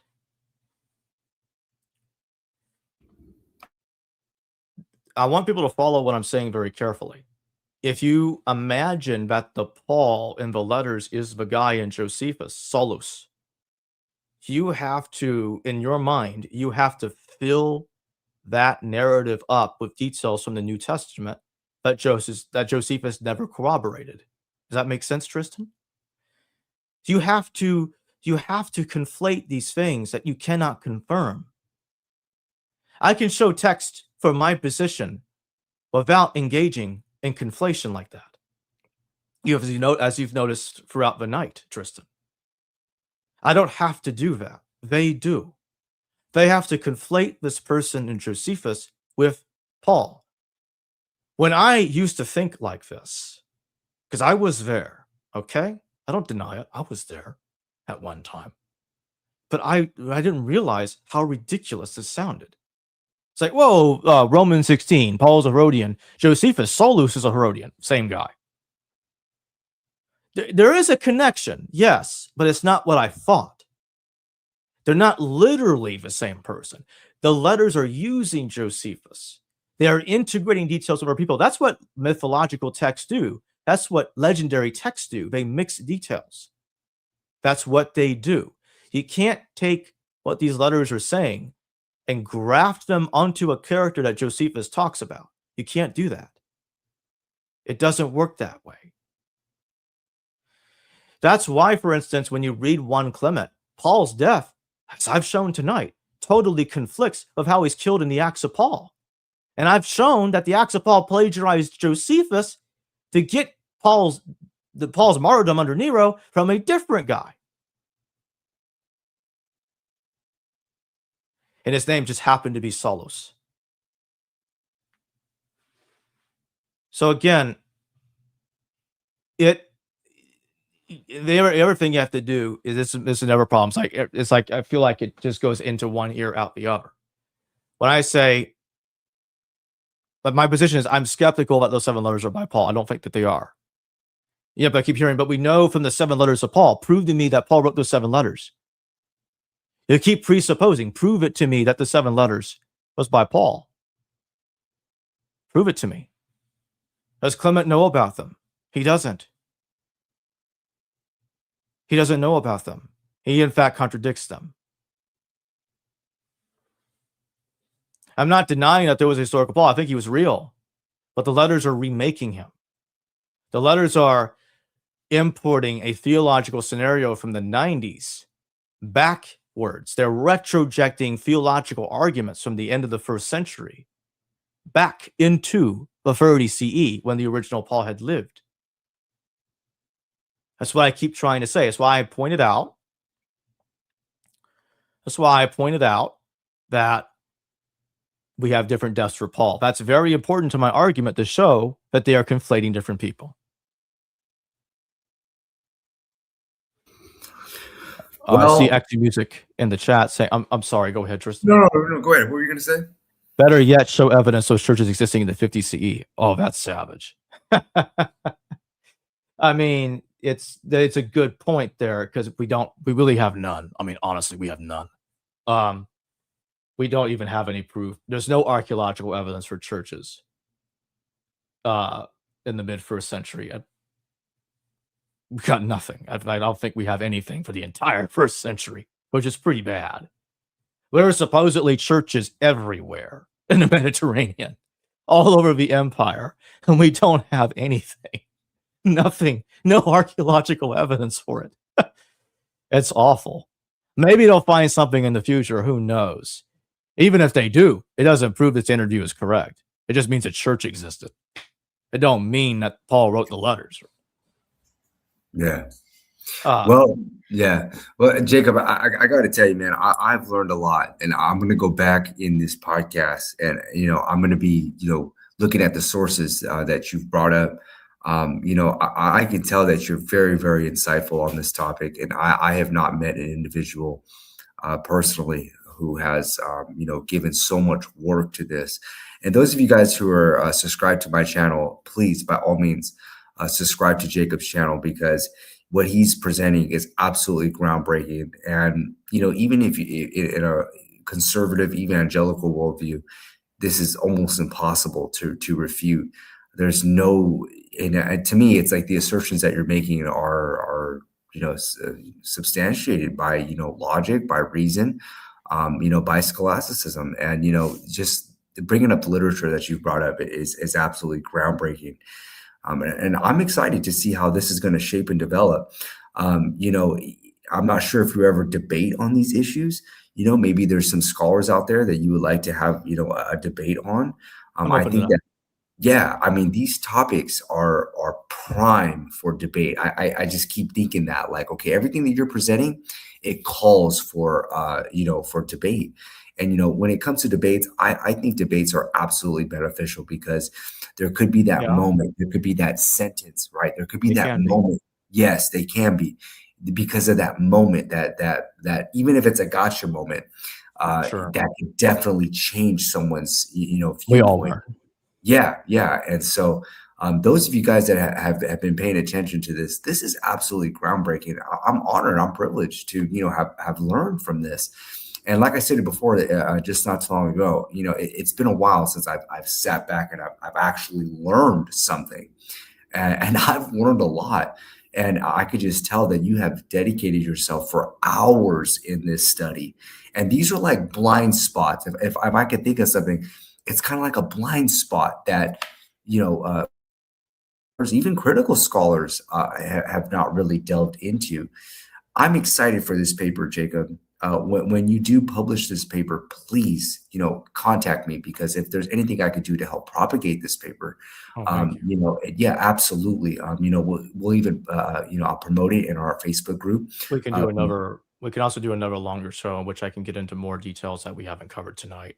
I mean, wow. I mean, Yeah, the fact that you even stated that you can go longer, it's been a good yeah, 2 hours solid. And the fact that you can go yeah. longer shows, and I hope everybody is listening, it shows the level of dedication that Jacob has in his podcast. And there is a reason why that he is making so much noise. And to me, this is groundbreaking. I wish, Jacob, that I heard this 20 years ago. You know what I mean? Because if you presented this to me 20 years ago, you probably would have, changed a trajectory of my life. And if I can say that, I know that others can feel that as well. So those of you guys that are in the chat, by all means, especially those who are subscribed to my channel, please, History Valley, I'll go ahead and post it in the description. By all means, subscribe to his channel, because this is absolutely groundbreaking. I'm excited to have another podcast on this topic. And I'm definitely going to go ahead and get some highlights on the things that you were stating and post it in our Facebook group, Preterist Perspective, which I believe you're still admin of. Oh, yeah, yeah. Yes. And of course, because, my channel has been dedicated for the preterist movement, and this, by all means, just shakes up everyone's worldview. And so I'm excited for this paper that you're going to publish. And if there's any means that I can, assist to propagate this, I'm always in your corner. I just remember, like 2 years ago, I remember seeing some of your clips. I remember I dedicated hours to just studying some of the content that you presented, and I have learned a lot. And like I said before, Jacob, it's been a while since I've sat back and been a student and have learned. I think I saw somebody in the comment section, they said, I need to take notes on this. And that's exactly what it was. And I'm going to go back. I'm going to be taking notes on this because you presented meat. Okay. It's like meat. You know, how, like when Peter said, to the saints, I presented milk, you weren't ready for the meat. This is meat, you guys. And so those of you guys that are in the chat, please take advantage of this, because this is golden. This is diamond. And, who knows how this is going to shape and develop? Who knows where your paper is going to go? And, maybe it might inspire you to write more, maybe publish a book. And again, you always have me in your corner, because this is absolutely challenging. And what you're presenting is foolproof. And I could just tell, Jacob, that you've dedicated hours upon hours in studying this. So I want to take my hat off to you, because I've learned something, and you pretty much made my day. So what can I say? Those of you guys that are in the chat, thank you so much for your attention. We have 77 people watching, and it's been consistent of 77 people watching. So you're absolutely changing someone's paradigm, at least challenging them. If you're not changing them, Jacob, you're challenging them, and by that challenge, they're going to go ahead and investigate more. And we welcome the pushback, ladies and gentlemen, because this type of collaboration is the only way that we're going to establish some justified true belief, and hopefully get some truth into biblical literature, and what is it that we're reading, and how it's shaping and developing our worldview. So by all means, those of you guys in the chat, thank you so much for your super chat questions. By all means, subscribe. Those of you guys who are subscribed to me, subscribe to Jacob Ehrman's channel, because I've learned a lot, especially back in 2020, 2021 is when I stumbled across. I don't know how you came up, Jacob, but it just popped up in my feed. I started clicking, and my goodness, I mean, I'm glad and I'm honored to have you on my channel. Any closing words, any final thoughts? Sure. What I'll say is, for those that still believe that the Saulus and Josephus is somehow totally the same person coherently as the biblical Paul, you have to understand this is what you're vulnerable to critique. All an apologist has to do, okay, is to show you that Josephus does not describe Saulus in the same way the New Testament describes Paul. There's a lot of details missing there. And you're going to say, oh, they're an apologist, who cares? Well, I'm afraid they're right. On that, they're right. It would be right to point that out because it's not the same guy. And that's what you're opening yourselves up to if you claim that Paul, the letters, is somehow totally the same person without contradiction to be Saulus mentioned by Josephus. It doesn't work. The last point I'll make is we get the letters seem to be written around 94, 97 CE. They were written in 94, 97 CE by Saul of Gischala and his co-authors, Timothy, Silas, Sophanes, and Tertius. They all put in their own views, reworking the historical Paul's theological viewpoints, embellishing them, turning Paul into the man they need him to be in order to help preserve and spread their churches in the 90 CE. They were writing under the duress of the second major Domitianic persecution. Major figures of their movement were being imprisoned and killed left and right. These epistles reconceptualized, rebooted the historical Paul to fit the needs of their early and growing church under the stressful time of the final years of Emperor Domitian. Anyway, Tristian, thank you for having me on tonight. This has been great. Thank you, Jacob, and I'm looking forward to engaging with you more. Your channel has already gone places, and it's going to continue to go places. I'm excited to see what History Valley is going to go, and pretty much this paper. So please keep in touch with me, because if there's anything I can do to help propagate this paper, this is absolutely groundbreaking, and I've learned a lot. And those of you guys in the chat, thank you so very much for your attention. What can I say? I'm excited for what the future holds. And this is absolutely groundbreaking. And, the content that you have, just shared, with us in this podcast, I truly do believe it can change someone's life, like literally change someone's life in their discourse. So thank you so very much for your dedication. Real recognizes real. And anybody here in the chat, that Jacob Ehrman is somebody who is dedicated to pursue truth in an academic level, in a scholastic level. And, there is a reason why he is somebody in scholasticism. So thank you so very much, Jacob. I'm excited to see, your podcast prosper and reach the world, because I do view you as somebody who is world class, and your followers do as well. Your subscribers do as well. And anybody who's subscribed to my channel, by all means, subscribe to his channel. And it's definitely going to make an impact on your life. And share the content, you guys. Don't just hear about it. Share it. Be a part of the movement, because we're all dedicated for truth. And how else do we, find truth? By not interacting, by not talking, by not collaborating, by not challenging one another. This is something that humanity needs in the 21st century. And so those of you guys that have been, listening to this, thank you so very much for your attention. You're helping shape and develop truth. And what can I say? I'm honored and privileged to have you on my podcast, and just to call you a friend. You're somebody who helped shape and develop, my worldview, and it's a privilege, and it's an honor. So thank you so very much, Jacob. I take my hat off to you, and by all means, I'm inspired to read much of the content that you've presented, and I hope that you continue to be dedicated and continue to be passionate in shaping and developing your craft. So thank you so very much, and thank you. I appreciate it. Thank you, Tristian. Thank you. Those of you guys in the chat, thank you so very much, and I'm looking forward to engaging with Jacob more. Somebody who has definitely made an impact on my life, and I know he's made an impact on your life. If not tonight, he definitely will in the future if you continue to listen. So by all means, thank you so very much, everyone. I wish you guys nothing but the best, and I hope you guys have a wonderful weekend. And go back, rewatch this. Take notes. He presented some of the scholasticism that's helped, support his assertions and a lot of his frameworks. And go back and listen, take notes. And I'm sure they can reach out to you. And, you guys can reach out to me.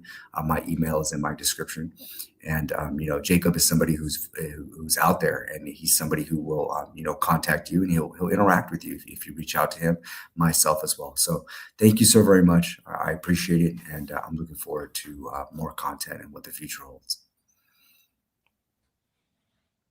Thank you, you guys. I appreciate it. I'm going to go ahead and end it now.